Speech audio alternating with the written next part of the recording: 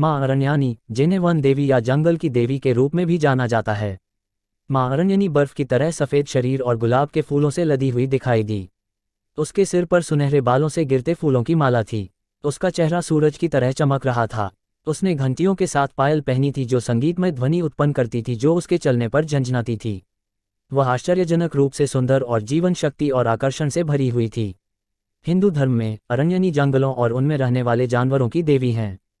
उन्हें उन सभी की माँ माना जाता है।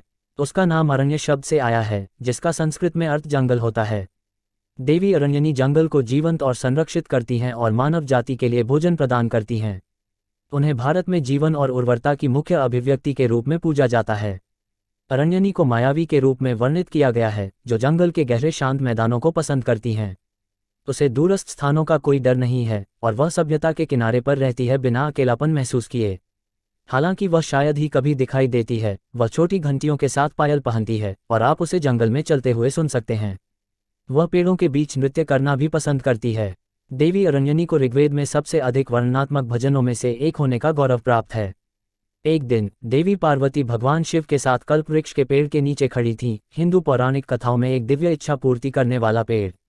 पार्वती पेड़ों की सुंदरता से मंत्रमुग्ध थीं और जानना चाहती थीं कि क्या कोई दूसरों की तुलना में अधिक विशेष है।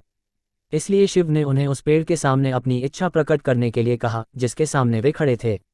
इसलिए पार्वती ने कुछ क्षणों के लिए ध्यान किया और फिर कहा, हे दिव्य माँ, आप जो हर जगह मौजूद हैं, आप जो शक्ति और ऊर्जा का अवतार हैं, मैं आपको नमन करती हूँ। कृपया हमें शांति, पवित्रता, ज्ञान, ऊर्जा, धैर्य, सम्मान, समृद्धि, सफलता और खुशी के 9 दिव्य उपहारों के साथ एक सबसे सुंदर लड़की का आशीर्वाद दें। भगवान शिव की सांस के स्पर्श से पार्वती की इच्छा तुरंत पूरी हो गई। अरण्यानी, जिसे वन देवी या जंगल की देवी के रूप में भी जाना जाता है, एक प्राचीन भारतीय देवी है जो प्रकृति, वन और जंगल की शक्ति का प्रतीक है। अरण्यानी की कहानी और महत्व।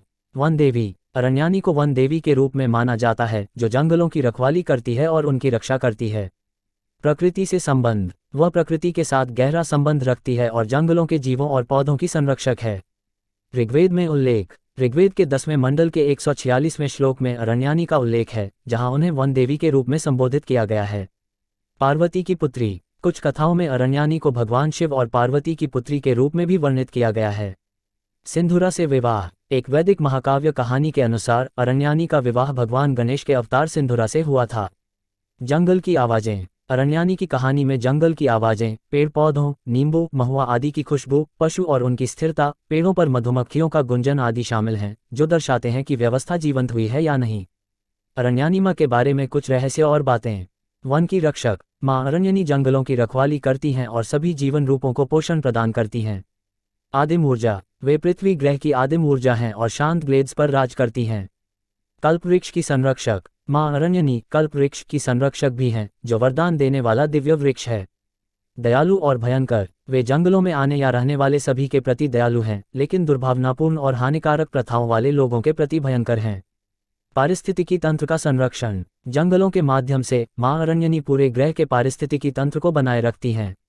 अरण्य देवी मंदिर। बिहार के आरा में अरण्य देवी मंदिर है, जहां देवी को शहर की अधिष्ठात्री देवी माना जाता है। पांडवों से संबंध। कहा जाता है कि पांडवों ने वनवास के दौरान यहां कुछ समय बिताया था और धर्मराज युधिष्ठिर ने यहां माता की पूजा की थी। रामायण से संबंध। इसे भगवान राम के जनकपुर आगमन के प्रसंग से भी जोड़ा जाता है।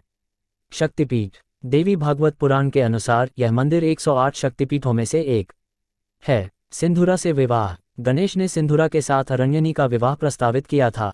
प्रकृति के प्रथम दंपत्ति। माता पार्वती और भगवान शिव ने अरण्यनी और सिंधुरा को प्रकृति के प्रथम दंपत्ति होने का आशीर्वाद दिया था। अरण्यनी और सिंधुरा की कहानी।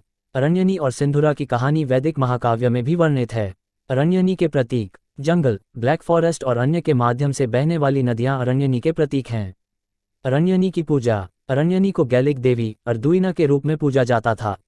अरण्यनी की महिमा। महर्षि विश्वामित्र ने भगवान राम और लक्ष्मण को आरण्य देवी की महिमा के बारे में बताया था।